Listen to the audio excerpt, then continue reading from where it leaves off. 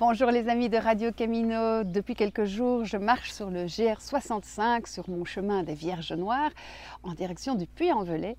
Et de plus en plus, j'ai des remarques de pèlerins qui me disent « Ah, mais vous vous êtes trompé de sens, ah, vous marchez à l'envers ».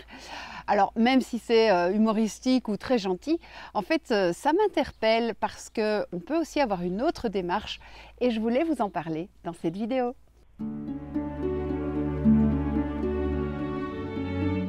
D'abord, le GR65, c'est un GR, un chemin de randonnée qui, par définition, va être balisé dans les deux sens. Donc pour moi, il n'y a pas un sens qui vaut plus que l'autre.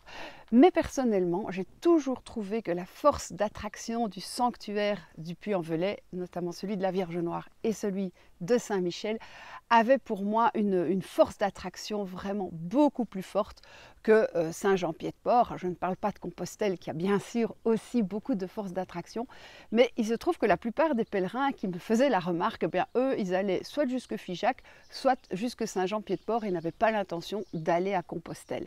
Alors dans ce cas-là, j'ai envie de leur dire, essayez plutôt de commencer votre chemin à Saint-Jean-Pied-de-Port et terminer par la cerise sur le gâteau, l'Aubrac et puis le Puy-en-Velay. Et puis, dans le temps, les pèlerins, bien entendu, ils marchaient vers Saint-Jacques et puis ils en revenaient, ils faisaient tous l'aller-retour.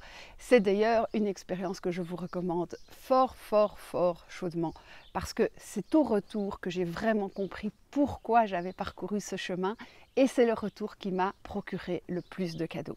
Parcourir le chemin à contre-courant de la grande majorité des marcheurs, eh bien, ça présente plusieurs avantages. D'abord, c'est que vous allez faire plus de rencontres, mais ce seront des rencontres finalement assez profondes parce que comme on sait qu'elles sont éphémères, eh bien, on va peut-être plus vite aller droit au but et s'échanger de cœur à cœur.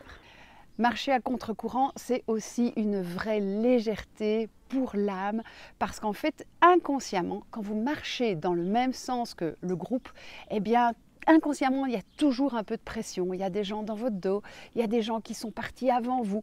Et même si on veut rester complètement hors de tout ça, eh bien, on se fait entraîner d'une certaine manière par le groupe.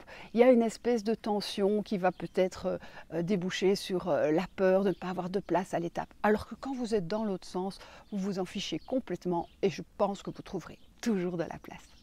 Et puis le tout grand avantage de marcher à contre-courant, dans le sens par exemple du retour, c'est qu'on va pouvoir s'échanger les bons plans.